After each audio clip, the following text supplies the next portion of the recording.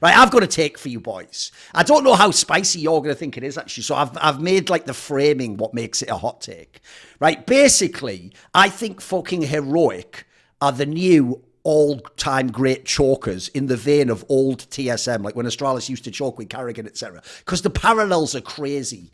Because here's what sucks. You know when I did that whole rhapsody a second ago about how there's no one team you can guarantee would be in a final or would win the tournament? It should actually be Heroic. I actually think if you look at the way they play the game right now, if you even look at their players and imagine you were doing like a lab experiment where you took like, the final out of the equation, you just tested all their abilities. Their team is good enough to win all these matches. Like they actually have enough firepower. The problem they have is, I think when you add in the pressure component of the final, it just throws people off their game. Like, I'm sorry, I went and even look this up because I was going from memory, but I thought, I'm sure I'm right on this. And I looked it up. You go and look at all these finals they've been in. They've been in like 4 finals and they won 1 title, right? Dude, Stown just goes missing in the majority of them. He just goes completely off the rest of it, missing. Like, he's gone. And it's not even like I'm talking like he's just in the game, shitting the game up completely. He just one of those people who just dies all the time. Just like, you just don't see that much. Like, he's never close to like the MVP, even if they're in these finals, by the way.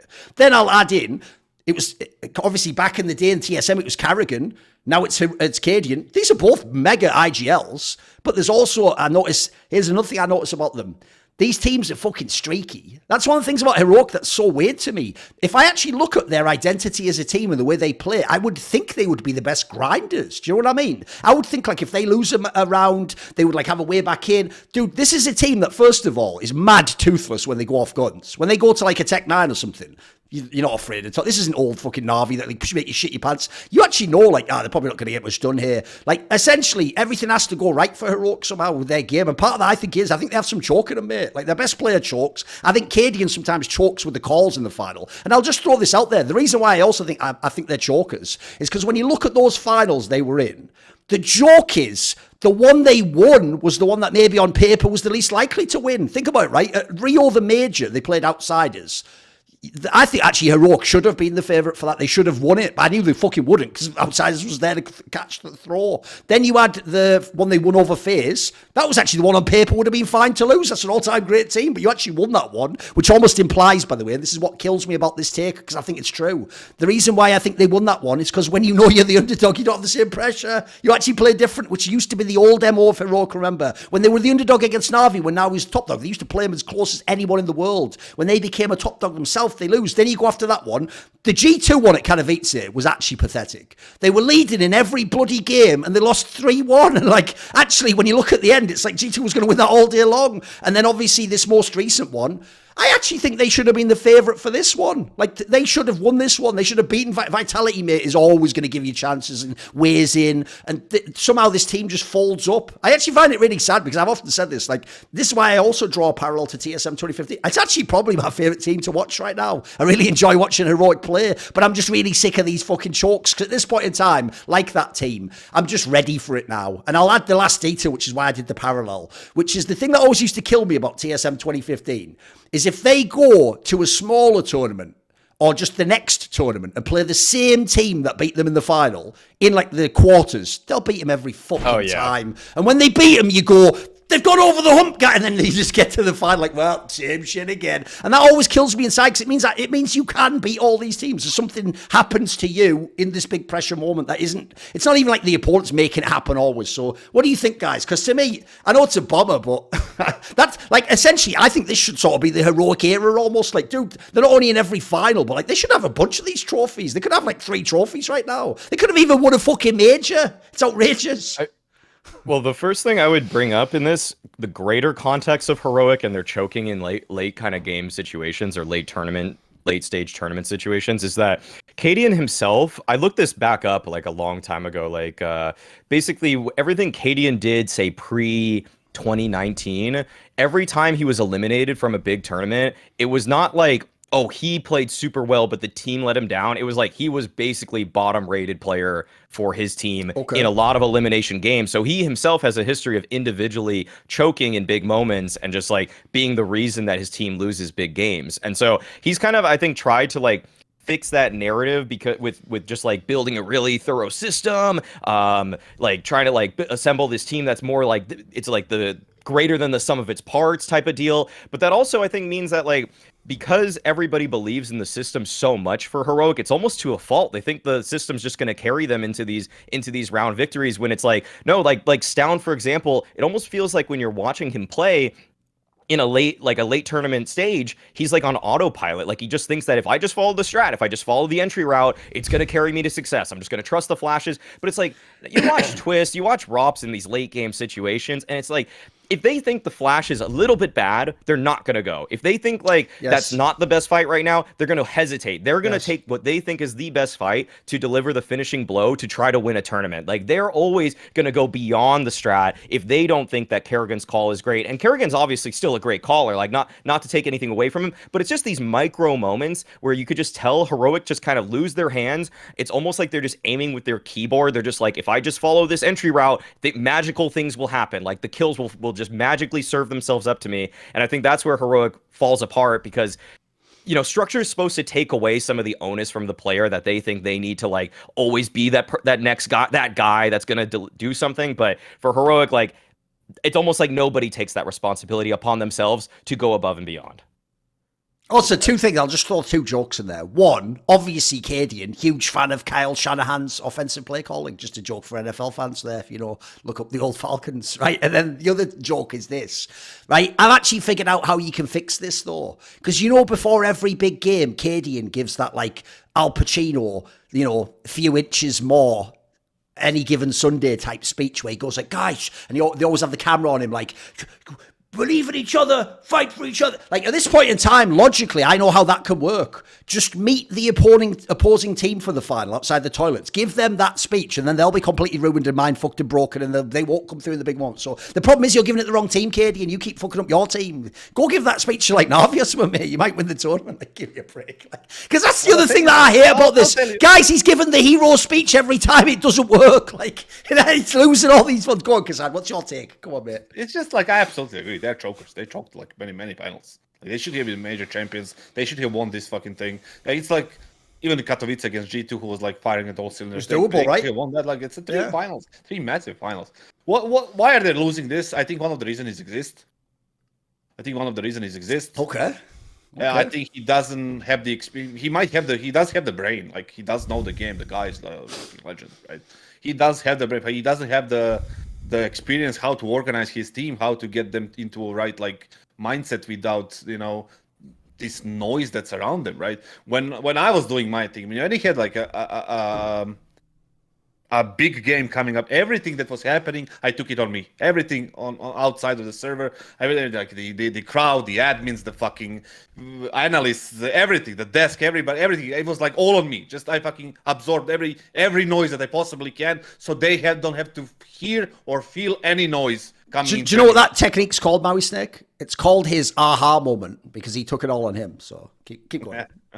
The thing is, like, they're all good. They're all good. But yeah, it's a good one. It's a good one. Go on, Sam, keep going. Nice try. That's it. The thing is, like, I would take everything that I possibly can on me. And on top of the fact, I would probably go and like talk exclusively about the game, and that there is no hero speeches from me. There's no like fucking we need to fucking be 300 spots. And I love that, by the way. I love the idea. Like, I love the idea you're hoping your coach comes in like it is a movie. Like, well, what's he gonna say? It's the big match. Kassan just comes in, right? You know the fucking piss around. You know what you're supposed to be. Exactly. Hold fucking the anchor spot on Mirage, you idiot. Like, what the fuck? Like, exactly. The harsh stance. You need to be my fucking hammer to the fucking nail. You need to be. Fuck that. I'm just gonna tell you. I would unironically like to hear you do a parody one of those. You should do one as a skit sometime. It'd be amazing, wouldn't it? But listen, we agreed on the pistol. We make sure that on the anti-eco, if we win the pistol, the anti-eco needs to be as strong as fucking holes. And then we need to do this in the first gun round. If we spot 3 people on B, this is the reaction. Just remind them, because they're gonna forget it, because there is a fucking crowd all over the place.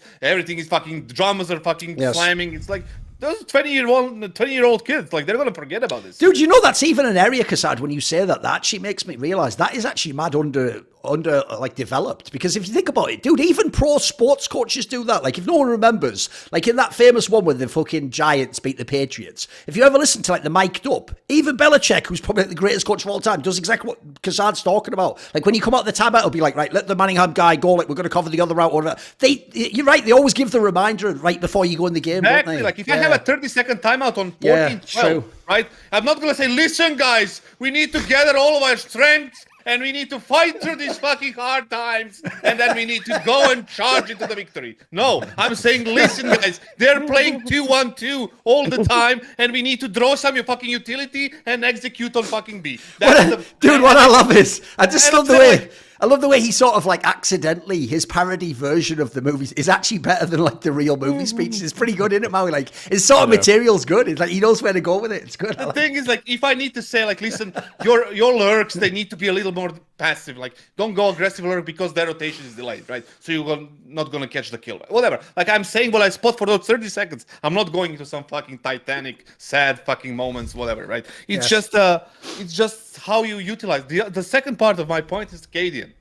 He is the great IGL, one of the top 3 IGL right now. They still have a decent chance to win the fucking thing in Paris, right? We have, but like he's thinking about the other stuff. Like I saw him with the fucking Brazilian flag coming into the final. Like, why are you doing this?